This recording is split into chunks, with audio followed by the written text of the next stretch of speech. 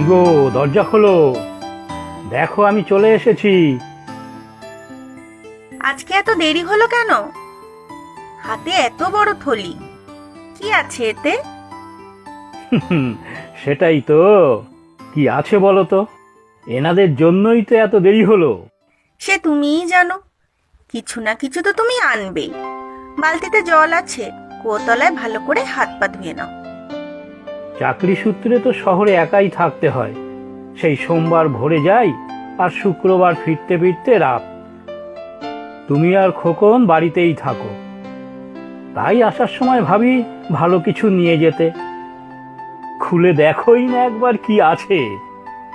ও মা, এ যে ইলিশ মাছ, কত বড় বড়! কিন্তু এতগুলো এনেছো কেন? কে খাবে এত? দেখে ভারী পছন্দ হয়ে গেল, আর বেশি করে নিলাম বলে দামটাও একটু কম নিল। তা বলে এতগুলো? একটা দেবো দিদির বাসায়, জামাইবাবুর ইলিশ মাছ অন্তপ্রাণ। আর একটা ভাইকে, ভাইপো আমার ইলিশ ভালো খায়। আর একটা তোমার বাপের বাড়িতে, দেখবে জামাইয়ের নামে কত ধন্যি ধন্যি হয়। বুঝেছি, রোজগার যা করছো সব খেয়ে আর খাইয়ে উড়িয়ে দেবে। তা ঠিক, কিন্তু খারাপ কাজে তো খরচা করছি না। ভগবানের ইচ্ছায় বেসরকারি হলেও কোম্পানি মাইনেটা তো ভালোই দেয়। 3 জন লোক আমরা সংসারে, পৈতৃক বাড়ি, ভাইও থাকে শহরে। কোম্পানি ভালো, তবে থাকতে তো হচ্ছে তোমাকে একা একা শহরে, ভাড়া বাড়িতে। এদিকে আমরাও একা। দেখো গিয়ে গ্রামের অন্যদের, সবাই ঘরের খেয়েই কাজকর্ম করছে। আমার দাদাও দেখো গ্রামে থেকেই কত বড় ব্যবসা। সে দেখো, সবার কাছ তো একরকম নয়। এই চাকরি করেই তো বাবার সমস্ত ধার দেনা শোধ করেছি নাকি, দিদির বিয়ে দিয়েছি, আর এখন খোকনের পড়াশুনো, খরচ কি কম? সে তুমি যতই অফিস অফিস করো, ওই চাকরি না থাকলে কি আর এমন হতো? বন্ধু বান্ধব আত্মীয় স্বজন সবাই তো পিছনে হাসাহাসি করে তোমার অফিসের প্রতি ভক্তি দেখে। চাকুরি না থাকলে কি হবে বোঝো? কে দেখবে তোমাদের? না, আমার অত বুঝে কাজ নেই, তবে বিপদে পড়লে দেখার লোক অনেক আছে। আচ্ছা আচ্ছা, এবারে ঘরে চলো, খাবার দাবার কি আছে দাও। সকালে দুধওয়ালা এসেছিল, আজ থেকে 1 লিটার দুধ বেশি দিতে বললাম। খোকনটা দুধ খেতে খুব ভালোবাসে। সে ভালো করেছো, এ মাসের দুধের টাকা দিয়ে দিয়েছো? সে তো মাসের 1 তারিখেই দিয়ে দিয়েছি। আর হ্যাঁ, আজ লালা আসবে, ওর টাকা দিয়ে দেবে। লালা মানে? তো মাস কাবারি মুদির মাল যে দেয়, তার টাকা দাওনি এখনো? আগের দিন তো বললাম, লালা বলল হিসেব হয়নি এখনো। না না, ধার বাকি রাখা ঠিক নয়। আমি থাকি না বলেই খাতায় লিখে মাল আনতে হয় তোমাকে। তবে মাসের টাকা মাসেই দিয়ে দেবে, বুঝলে? কি করব, আমি তো সে কথা বললাম। ও বলে আপনার কাছে টাকা থাকা মানে ব্যাংকে টাকা রাখার মতোই নিরাপদ। টাকা আমার মার যাবে না সেই বিশ্বাস আছে। সে ঠিক আছে, দাও দেখি ইলিশ মাছগুলো ফ্রিজ থেকে বার করে দাও তো দেখি, দিয়ে আসি সবাইকে গিয়ে। সে যাও, তাড়াতাড়ি গিয়ে দিয়ে এসো। আর এই নাড়ুগুলো আমার ভাইয়ের বউকে দিয়ে দিও, নাড়ু খেতে ভারী ভালোবাসে।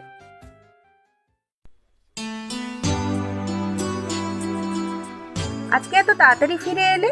এই এমনি। যাও, কুয়োতলে আগে হাত পা ধুয়ে নাও। ওমা, আজ হাত খালি কেন? আনোনি কিছু? না, ইচ্ছা করলো না। কেন, কি হয়েছে বলো তো? তোমাকে কেমন কেমন লাগছে। চাকরিটা আর নেই, বুঝলে? কি বলো, চাকরি নেই মানে? ছাঁটাই করে দিয়েছে, বয়স্ক লোকদের আর দরকার নেই। কি বলছো? এতদিনের চাকরি একদিনেই ছাঁটাই করে দিল? লকডাউন চলছে, জানি না সংসার চলবে কি করে এখন। সংসার ঠিক চলবে, জানাশোনা কত আছে আমাদের, ব্যবস্থা ঠিক হয়ে যাবে। জানি না, দেখি কি হয়। বুঝলে, দুধওয়ালা লালাকে বলে দিলাম চাকরি যাবার কথা। মালপত্র যেরকম যা দেয় তাই দিতে বললাম। ও নিয়ে চিন্তা নেই, পরের মাসে প্রথমে টাকা দিলেই হবে। কাজ নেই তো ল্যাপটপ নিয়ে কি করছো? দেখি নতুন কিছু কোম্পানিতে অ্যাপ্লাই করে, যদি এক্সপেরিয়েন্স কাউকে নেয়। তুমি এত ব্যস্ত হইও না, আমার বৌদির বাবার অনেক চেনাশোনা, ঠিক একটা ব্যবস্থা হয়ে যাবে। তুমি এরই মধ্যে সবাইকে বলা শুরু করে দিয়েছো? আহা, না বলার কি আছে? আজকের দিনে সুপারিশ ছাড়া কিছু হয় নাকি? লোকজনকে হাতে রাখতে হয়, বুঝলে? সবাই কি তোমার মতো নাকি, শুধু কাজ আর কাজ? কি করব বলো, সারা জীবনই তো শুধু কাজ করতেই শিখেছি। তেল মাখানো আর লাগানো শিখলাম আর কখন? এই জন্যেই তো তোমার এই অবস্থা। খোকন পাশের ঘরে পড়াশোনা করছে, একটু গিয়ে দেখো, সামনেই পরীক্ষা, কি করবে কে জানে। কি গো, আবার ল্যাপটপ নিয়ে বসে আছো? দেখো কি কাণ্ড, দুধওয়ালা আজ দুধ দিয়ে যায়নি। কি হলো কে জানে, এরকম তো করে না কখনো। খোকনকে যে কি দেবো আজকে, কাল একটু বেশি করে দুধ নেব। দেখো কাল আসে কিনা। শুনেছ তো আমার চাকরি নেই। আর হ্যাঁ, ওই লালার দোকানের ছেলেটা এসেছিল, বাকি আর দেবে না বলেছে। আর গত 3-4 দিন যা বাকি আছে তাও দিয়ে দিতে বলল। কি বলছো? এত বছর ধরে লালার থেকে মুদির মাল নেই, সে বলছে মাসকাবারি দেবে না? আশ্চর্য। আরে বাবা, আশ্চর্যের আর কি আছে? চাকরি নেই শুনলে কেই বা রেয়াত করবে? কি করবে তাহলে? আরে বাবা, কিছু জমানো টাকা আছে তো, দিন 15-20 চলে যাবে। আচ্ছা দাঁড়াও, ভাইকে একবার ফোন করি, যদি কিছু সাহায্য পাই। কিচ্ছুটি পাবে না, আমি সকালেই তোমার ভাইকে ফোন করেছিলাম। কি বললো ভাই? তোমার ভাই তো কি আবার বলবে, সব শুনে বলল শহরেও লকডাউন, ব্যবসা সব বন্ধ, তার উপরে দোকান ভাড়া, ঘর ভাড়া, সংসার খরচ। আর হ্যাঁ, এটাও বলল আমরা না হয় পৈতৃক বাড়িতে থাকি, ঘর ভাড়া তো দিতে হয় না, সাহায্য করার মতো অবস্থায় নেই। সে কি? হ্যাঁ, লকডাউন তো জানি, কিন্তু ওর তো ওষুধের দোকান, তা তো বন্ধ নয়। শুনেছি ওষুধের ব্যবসা এই সময় আরো ফুলে ফেপে উঠছে। ঠিক জানি, তোমার ভাই করবে সাহায্য, আরো কারি কারি টাকা খরচা করে ইলিশ মাছ খাওয়াবে। দেখি, দিদির কাছে যাই একবার। ও মা, রামু, আজ আবার কি দিতে এলি রে? আগের দিন ইলিশ মাছটা খুব ভালো খেলাম, তোর জামাইবাবু তো একাই 3-4 পিস খেয়ে নিল। আয় আয়, ভেতরে আয়, বস। আজ আর কিছু নিয়ে আসিনি রে, অন্য কারণে এসেছি। আচ্ছা, তাই বুঝি? আগে তো বস, আমি চা নিয়ে আসছি। না না, বসবো না রে। তুই তো জানিস দিদি, এতদিনে যা রোজগার করেছি তা সবই বাবার ধার দেনা, তোর বিয়ে আর অন্যদের আপদে বিপদে খরচা করে ফেলেছি। সে তো জানি রে ভাই, বড় ছেলে বলে কথা, সেটা তো করতেই হতো। বাবা মারা যাওয়ার পর আমাদের ভাই বোনদের আশ্রয় বলতে তো শুধু তুই ছিলি। এখন না হয় তোর জামাইবাবুর রোজগার ভালোই, না হলে প্রতি মাসে তো তোর কাছ থেকেই হাত পাততে হতো। আমার আর চাকরি নেই দিদি, ছাঁটাই করে দিয়েছে। তাই ভাবলাম তোর কাছে যাই, যদি কিছু সাহায্য পাই। চাকরি নেই মানে? এই বয়সে কোন আক্কেলে চাকরিটা খোয়ালি শুনি? এখন কে খাওয়াবে তোকে? 2 হাতে পয়সা খরচ করতিস, ফুটানি মারার সময় মনে ছিল না? রোজ রোজ মাংস, ইলিশ। এখন আমি আর কি করব? সাহায্য করেছি শুনলে তোর জামাইবাবু কি মনে করবে বলতো?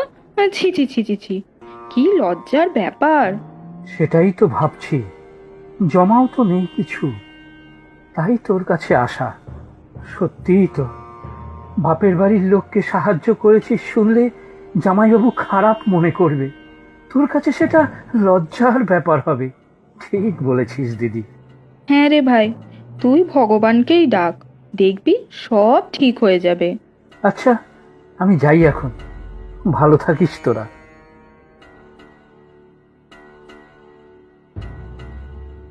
জানতাম তোমার দিদি এটাই করবে।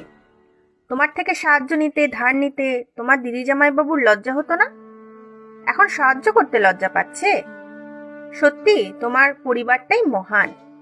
আচ্ছা, তোমার তো কত বন্ধু বান্ধব, বন্ধু অন্ত প্রাণ, তা তাদের কাছে বলে দেখো না।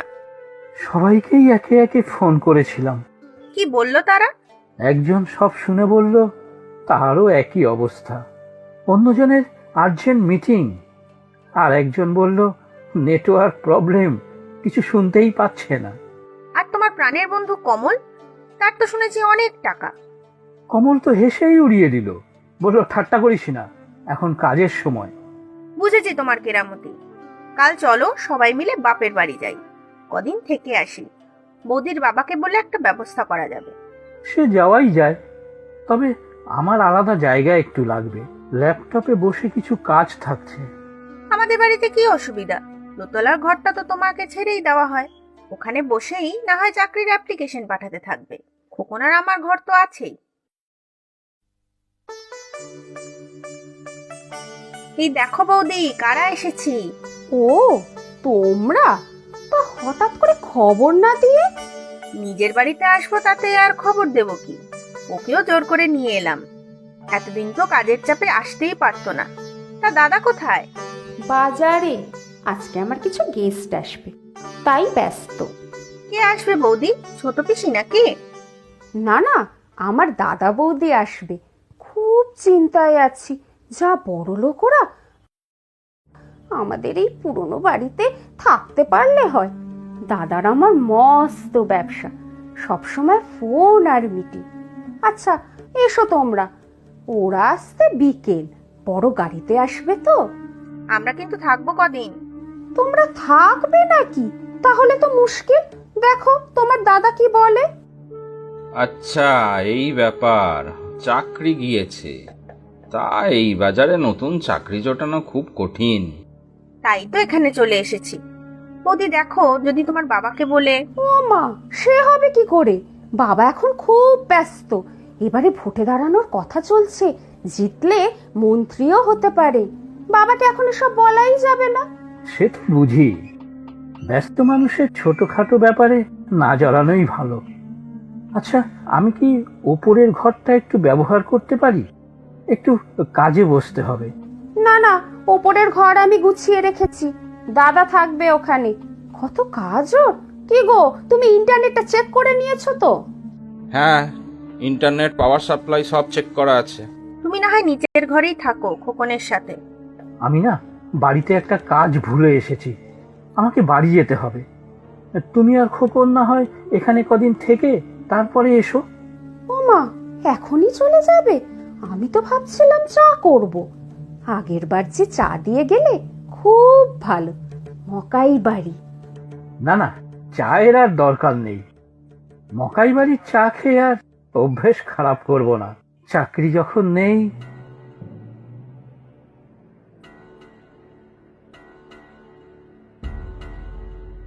কি গো, তোমরা চলে এলে যে?